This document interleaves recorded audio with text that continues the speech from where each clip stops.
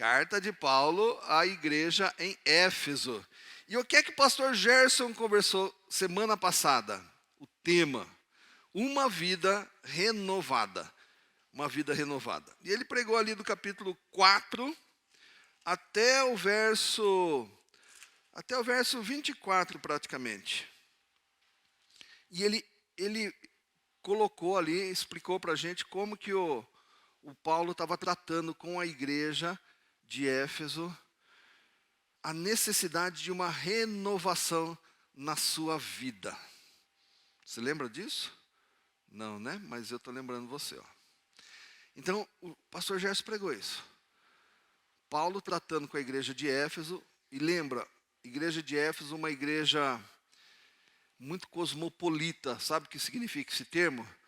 Uma cidade grande, uma cidade que recebe influência de vários povos, várias culturas, várias religiões.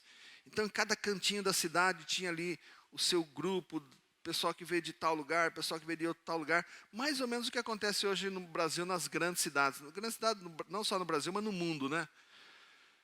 São Paulo tem lá o bairro da Liberdade, onde antes era tipicamente os japoneses, hoje já estão ali os chineses. Então vai juntando as culturas. E juntando as culturas também tem o quê?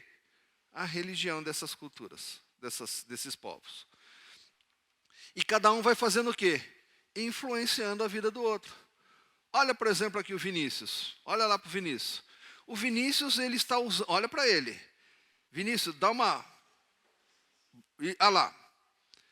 Sabe o que é aquilo lá? É uma cuia com chá mate. É algo tipicamente do quê? Dos povos do sul, dos gaúchos, né? Dos brasileiros lá do sul. Mas hoje, num país assim, globalizado, essas influências alcançou Vinícius aqui. Não sei quando que ele teve contato com isso, ele gostou e pegou esse hábito. Você percebe então que a gente acaba sendo influenciado desse tipo de coisa? Eu estou falando do Vinícius aqui porque ele está com a bomba de... Chama bomba mesmo, né, Vinícius? Bomba.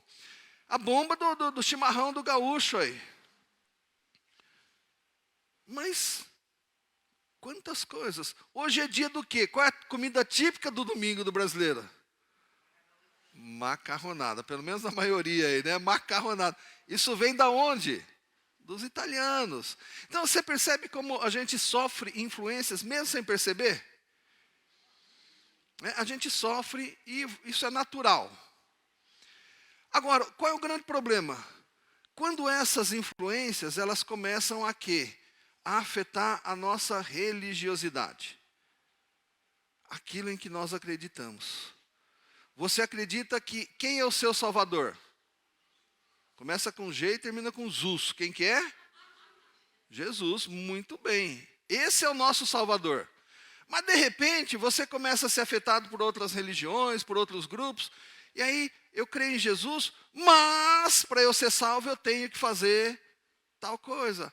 Aí eu creio em Jesus, mas para eu ser salvo eu tenho que pedir lá para o fulano, que o fulano é amigão de Jesus lá no céu, e eles estão juntos lá no céu, então ele quebra o nosso galho. Então, quando nós começamos a serem afetados por esse tipo de pensamento, por essa religião do outro, começa a ter o problema. E o Paulo, ele está exortando essa cidade, essa comunidade que está na cidade de Éfeso, que tem todas essas características, para prestarem atenção na sua vida, na sua prática, no seu comportamento. Há coisas que não tem problema nenhum. E pegando de novo o exemplo do Vinícius. Tem algum problema em tomar chimarrão? Absolutamente nenhum. Tem problema você comer macarronada, uma comida tipicamente italiana? De maneira alguma. Então Paulo vai alertando a comunidade da igreja de Éfeso sobre aquilo que era perigoso. E a partir agora que nós vamos conversar, o nosso texto aqui é do capítulo 4, a partir do verso 25. Eu gostaria que você abrisse a sua Bíblia, ou ligasse a sua Bíblia aí. Se você está no celular, não esquece de botar lá no modo avião. Modo avião. Tá bom? Para quê? Para que a gente tenha tranquilidade, né? A não ser que você esteja de plantão. Quem tiver de plantão tá liberado. Mas se você não está de plantão, bota no modo avião. Muito bem.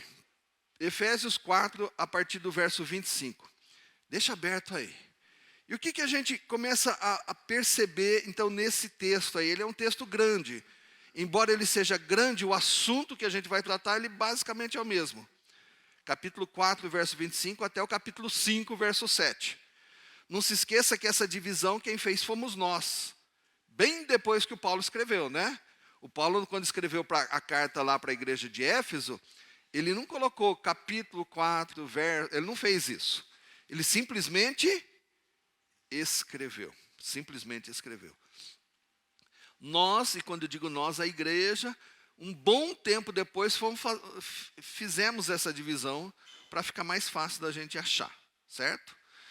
Então é um trecho grande e ele fala aí, ele traz algumas coisas práticas. E eu quero junto com você aí olharmos para tudo isso. Então o tema de hoje é da teoria à prática. Se nós semana passada vimos que precisamos nos renovar, precisamos mudar o nosso comportamento, não podemos viver como os gentios, como vivem as pessoas sem Jesus. Foi isso que o pastor Gerson falou semana passada. Hoje, o trecho que me cabe aqui compartilhar com vocês é um texto extremamente prático. E eu gosto do Paulo porque ele é muito prático. Ele trata dos problemas que estavam acontecendo ou que aquela comunidade lá de Éfeso estava sujeito no lugar onde ela estava inserida. Então, eu separei aqui para vocês compartilharmos 3 pontos aqui. Primeiro ponto, sem espaço para o diabo. Repita comigo. Sem espaço para o diabo. Mais uma vez. Sem espaço para o diabo. Capítulo 4, verso 27, o Paulo diz assim: e não deis lugar ao diabo. Por que ele diz isso? Vamos voltar para o 25. Por isso, olha só, perceba como Paulo é prático, direto. Presta atenção, hein? Deixando a mentira, Paulo está dizendo para a comunidade de Éfeso, parem de mentir. Parem de mentir. Provavelmente essa era uma prática da cidade de Éfeso e que afetava a comunidade de Éfeso. Mas nós aqui hoje não temos problema com mentira, porque a gente não mente, né? A gente só fala a verdade. Não é isso que acontece nos nossos dias? Ah, não? Acabei de mentir, né? O João, na primeira carta, disse assim: quem diz que não peca, já está pecando. Olha que desgraça. Que coisa sem graça. Então, a mentira ainda é um problema nos nossos dias? Então, vamos olhar o que o Paulo fala. Deixem a mentira. Fale cada um a verdade com o seu próximo. Porque somos membros uns dos outros. Se você lembrar, você vai ver que o Paulo, em alguns capítulos antes, alguns versículos antes, ele usa uma figura para comparar a igreja. Você lembra qual é a figura que ele usa? Começa com cor e termina com pô. Qual é a figura que ele usa? Vocês estão bem afiados hoje, né? Muito bem. O Paulo usa a figura do corpo. Que corpo? O seu, o meu. Porque a gente conhece o nosso corpo. Ele diz que a igreja é assim como um corpo, composto de muitos membros, mas quem que é o cabeça? Quem que manda nisso? Você lembra quem que é o cabeça desse corpo? Jesus, Cristo é o cabeça. Então, por exemplo, se a boca da Manuela quer falar com o vizinho do lado, a boca da Manuela, tá bom? A boca da Manuela quer falar com o vizinho do lado. Ela toma essa atitude sozinha, ela se rebela contra todo o corpo e se o dedo do Igor quer cutucar o colega do lado, o Igor não futucou ninguém não aqui, tá bom? Mas a Manuela sim. Se o dedo, se o pé, se a cabeça de alguém quer quer fazer alguma coisa, ela faz sozinha? Hã? No nosso corpo não, é toda uma ação orquestrada, que o nosso cérebro comanda, e eu deliberadamente, com vontade, viro para alguém e falo, oi, tudo bom aí?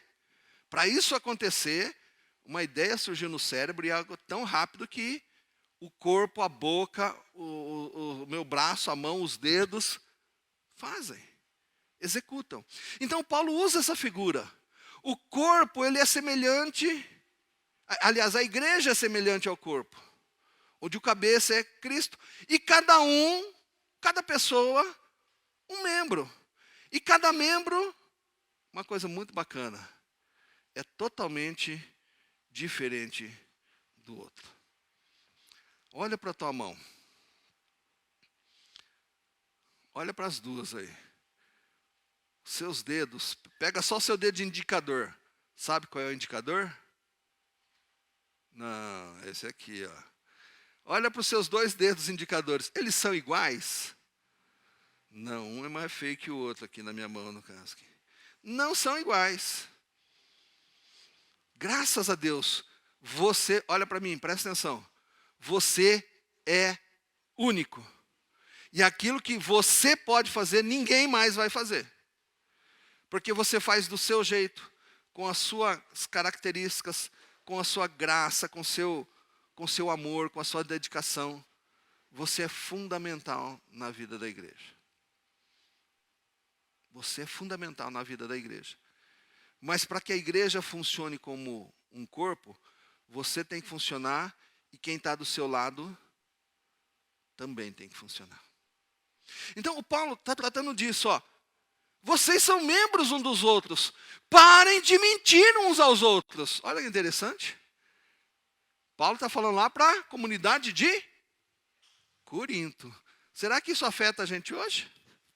Será que você mente para esse outro membro do corpo que está do seu lado aí? Pare e pense um pouco nisso. Se você faz isso, receba a exortação do Paulo. Pare de mentir. Fale cada um a verdade. Se você não mente, vamos para frente. Irai-vos e não pequeis. O que o Paulo está falando aqui? Irai e não pequei. Por que a gente fica irado? Ou falando um português mais aqui, por que a gente fica muito bravo? Quem sabe aí? Por que você fica muito bravo com alguma coisa? Porque foi contra aquilo que você acredita, que é contra o que você pensa. Algo gerou uma indignação em você e você ficou irado.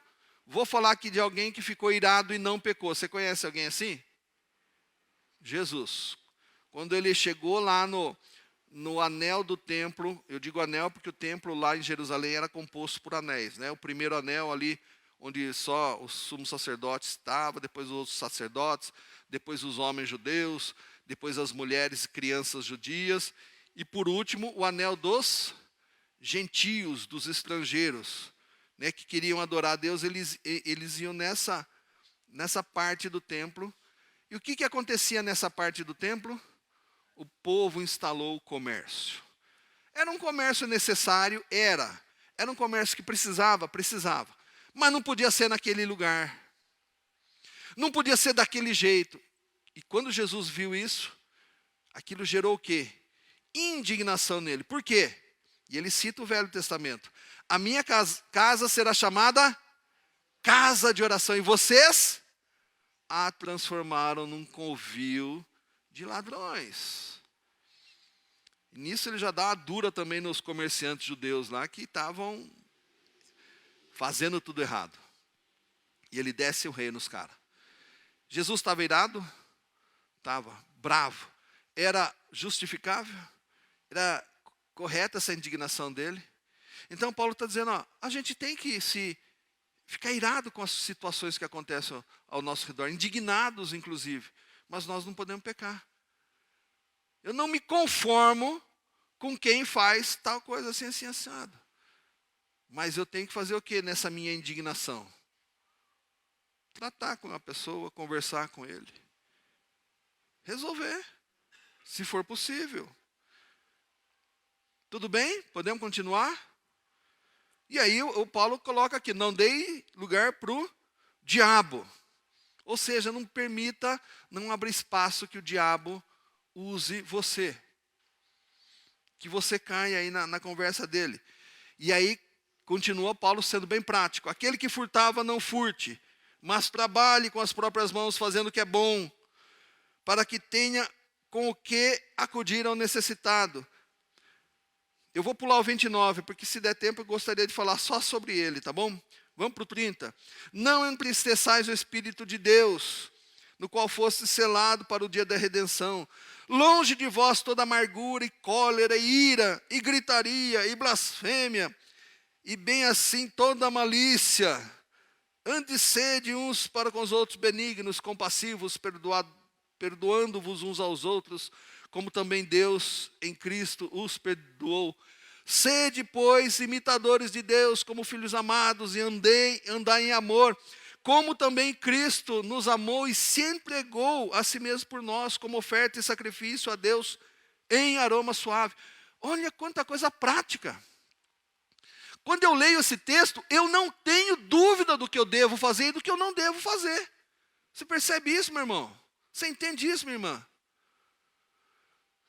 Mas o Paulo, ele percebe que a igreja está, assim, correndo alguns riscos, que ele opta, ele faz essa escolha de dizer, tintim por tintim, o que aquela comunidade lá em Éfeso precisava observar.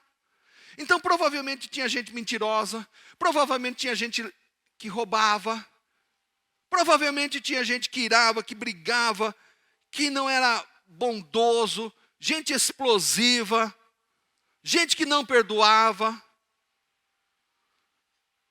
gente que não imitava Cristo em absolutamente nada.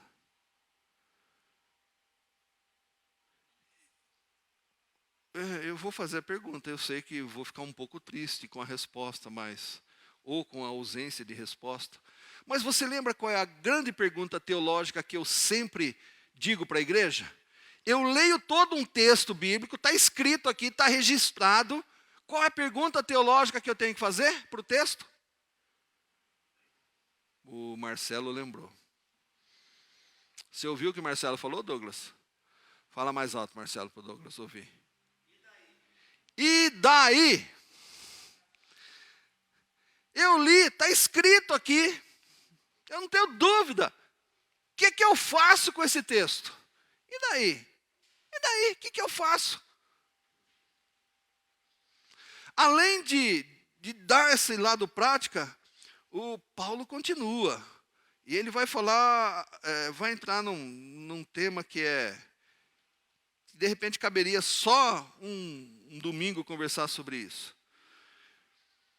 Então, não dê lugar para o diabo. Não dê espaço para o diabo.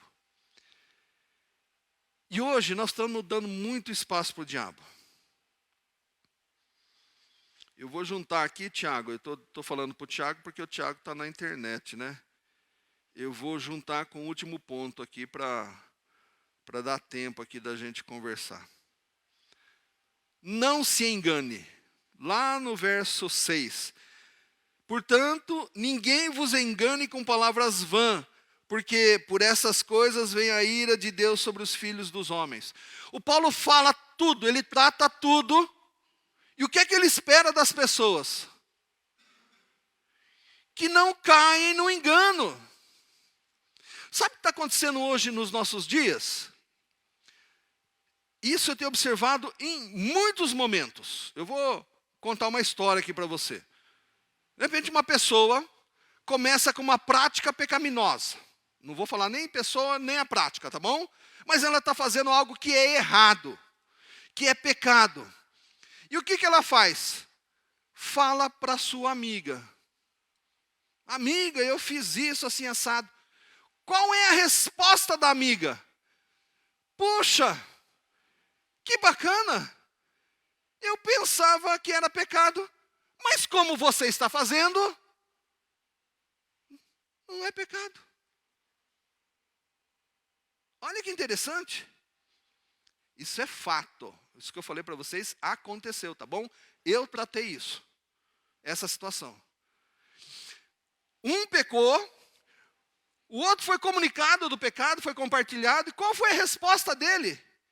Puxa, eu achava que era pecado, mas como você está fazendo?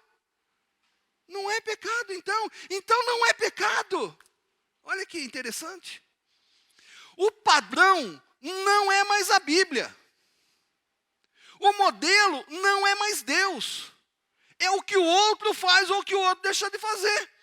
Se todo mundo faz, tá certo. Olha que interessante. Eu tenho várias regras. Alguém quebrou a regra. Eu não olho mais para as regras que foram quebradas. Eu olho para o cara que quebrou e falo, então pode. Olha que interessante isso. O padrão não é mais Deus. Não é mais o que ele ensina. Não é mais o modelo da Bíblia. É o outro. O que o outro faz ou o que o outro deixa de fazer. Por isso Paulo está exortando aqui, ninguém vos engane com palavras vãs. Presta atenção, meu irmão e minha irmã. Você que está em casa também, para de lavar essa louça aí, para de mexer na cozinha. Nós estamos nos permitindo sermos enganados pelo que o outro fala, pelo que o outro faz ou deixa de fazer. Eu não olho mais para a Bíblia, que é o padrão. Eu olho para a prática do outro. Na igreja lá tem algumas regras. Tem lá. Todo lugar tem, tá bom, gente? Reuniu 2 pessoas, tem que ter regra de convivência. Senão, dá rolo. Não dá para fazer, todo mundo fazer o que quer, não é? Mas tem lá na igreja, tem regras, tem algumas regras. Eu não olho mais para as regras. Eu começo a olhar para o que quebrou a regra. E buscando uma justificativa para os meus atos. Tinha as regras da igreja, mas fulano quebrou. E não vou entrar no mérito de quem quebrou a regra ou não, porque tem que tratar disso. E aí nós estamos adotando uma prática que é da cidade de Éfeso, do mundo, daqueles que não têm Cristo. Todo mundo faz, eu vou fazer também. Justifica o meu ato. Todo mundo faz gato. Sabe o que é gato? É gato no imposto de renda, é gato de água, é gato de energia elétrica, é gato de internet, é gato de TV a cabo. Todo mundo faz. Tinha uma colega de trabalho que durante um tempo ela lançava como dependente dela o cachorro dela. Lançava o cachorro como dependente. Hoje isso não é mais possível, porque hoje precisa pôr CPF, né, Marcela? Então, os meus dependentes eu coloco o CPF do Felipe, colocava, né, do Felipe, do Mateus, da Sara, colocava o CPF deles lá. Na época em que ela me contou isso, ela colocava o cachorro dela. Não vou falar o nome, porque vai que alguém assistindo aí pela internet lembra do nome do cachorro, vai lembrar da figura, né, que fazia isso. Na época não tinha que pôr CPF, lançava lá um monte de gato. A Receita foi aprimorando isso. Hoje não dá mais, viu, gente? Mas ela colocava lá o cachorro dela como dependente. Se você pensar bem, não deixa de ter uma certa razão, o cachorro é dependente dela, mas não é essa a ideia da questão do imposto, não, tá bom? Não queira justificar já, não, que querer lançar o seu pet aí como seu dependente do imposto de renda. Hoje a gente já nasce com CPF. A Sara, quando saiu do hospital, já saiu com CPF, olha que coisa. Felipe e Mateus, nós tivemos que ir atrás para tirar, mas a Sara já nasceu, já sai com CPF do hospital. Mas todo mundo faz. É a prática, todo mundo. Então nós começamos a não olhar mais para a Bíblia. Esse foi o problema de Éfeso. E eu imagino, aí agora é imaginação minha, que o Paulo viu tudo isso e ele precisou detalhar o que as pessoas tinham que deixar de fazer. Não mintam, não roubem. Olha só, ele precisa detalhar. Por quê? Porque o genérico já não funcionava mais. Então, se eu venho para você e digo assim, você tem que se comportar como verdadeiro cristão. Nossa, é uma afirmação bem genérica, né? Aí você começa assim, mas tem o cristão lá da igreja tal que faz isso, então eu também posso fazer. Entendeu? O ponto, em um momento em que a Bíblia deixou de ser o padrão de comportamento, de atitude, tanto lá da cidade de Éfeso, como nos nossos dias. Se alguém perguntar para você e falar assim, mas por que você não faz? Todo mundo faz. Não cai nessa. Não vos engane. Não se deixe enganar com palavras vãs. Hoje em dia é impressionante como a gente cai em algumas coisas. E depois tem que ficar correndo atrás dos problemas, das dificuldades que isso gera. Grupo de WhatsApp, gente, é um perigo. É um perigo. Porque num grupo de WhatsApp, as pessoas compartilham o que elas querem. O que elas querem. Compartilham histórias, compartilham fotos, filmes, vídeos. É impressionante. Então, muito cuidado com o seu comportamento, com as suas atitudes, com o que você faz ou o que você deixa de fazer. Não se deixe enganar. Não é porque todo mundo que está ao seu redor faz que você tem que fazer. Não é porque todo mundo ao seu redor está agindo dessa determinada maneira que você tem que agir. O que é que Deus diz para você? Qual é o modelo? Sede, olha o verso, eu vou terminar por causa do tempo aqui, ó. Verso 1 do capítulo 5.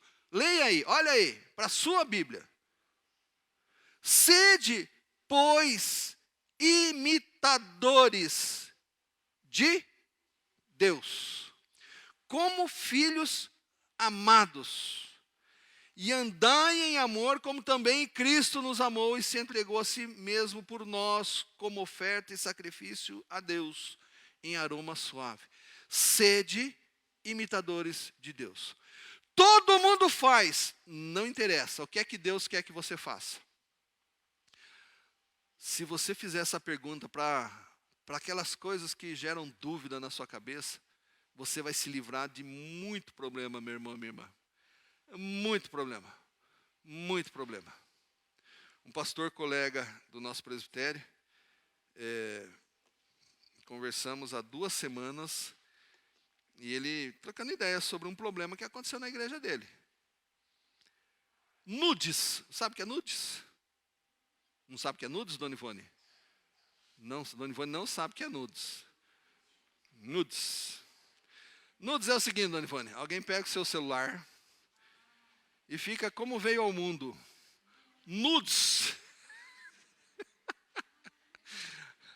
Tira uma foto, clique. E manda para o outro. E ele estava, Tamar, aconteceu isso, você conhece fulano? Conheço. Conhece Beltrano? Conheço também. Trocaram nudes e o nudes vazou. Você já viu, já passou por uma situação onde a privada, sabe o que é privada? Sabe o que é privada? Sabe o que se faz dentro da privada?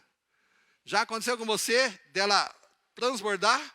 Geralmente isso acontece quando a gente vai visitar alguém, né? A maledeta da privada está preparado, esperando uma visita. E você vai, é a sua vez, e a privada transborda. Ela transborda o quê? Perfume, colônia. O nudes vazou. O nudes vazou. E o rolo estava feito. O problema estava gerado. Se essa pessoa tanto a que pediu como a que compartilhou, tivesse pensado assim: sede, pois, imitadores de Deus. Peraí, não. Tá certo que o Paulo não tinha celular na época, né? Então, mas ele, a gente sabe que não deve fazer. Então, dona Ivone, se alguém pedir para a senhora, não faça, hein? Deus não quer que a gente faça essas coisas. Deus não quer.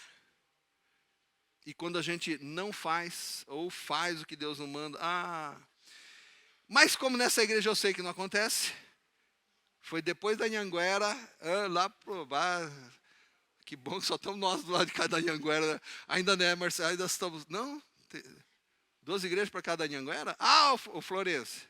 O Florense, é verdade, Florense. Mas o Florense é congregação ainda, então. Então isso só acontece depois da Anhanguera, não é nem da Bandeirantes.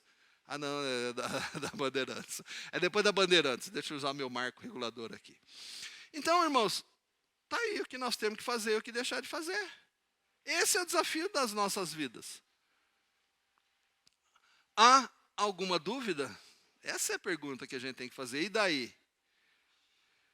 Muito bem, meu irmão. Nós vamos encerrar. São 10:05. E eu quero desafiar você a ler Efésios 4, do verso 25 até o capítulo 5, verso 7. Tá bom? Leia. É um trecho muito autoexplicativo. Tudo que está escrito ali é muito fácil da gente entender. O que a gente tem que falar, o que a gente tem que fazer, o que a gente não pode falar. Eu só quero encerrar com o verso aqui que eu tinha escolhido aqui, que seria mais um ponto, mas não vai dar tempo. Mas ele também é autoexplicativo. Efésios 4, 29. Abra aí. Ligue a sua Bíblia. Efésios 4, 29. O que é que diz aí? Não saia da vossa boca nenhuma palavra que cause destruição. Ou em outras versões, não saia da tua boca nenhuma palavra torpe, mas somente a que seja útil para a edificação, de acordo com a necessidade, a fim de que comunique graça aos que ouvem. Autoexplicativo esse texto? Eu preciso falar alguma coisa desse texto? Eu tinha separado algumas situações aqui para a gente fixar um pouco essa ideia, mas esse texto fala por si só, tá bom? Baixa tua cabeça, fecha os teus olhos, vamos orar.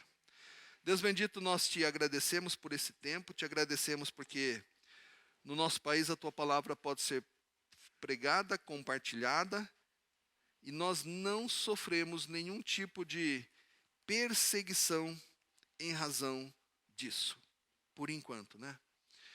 Nós te agradecemos, Deus, e ajuda-nos a aproveitarmos, a de fato sermos testemunhas que anunciam a mensagem de salvação em Cristo Jesus.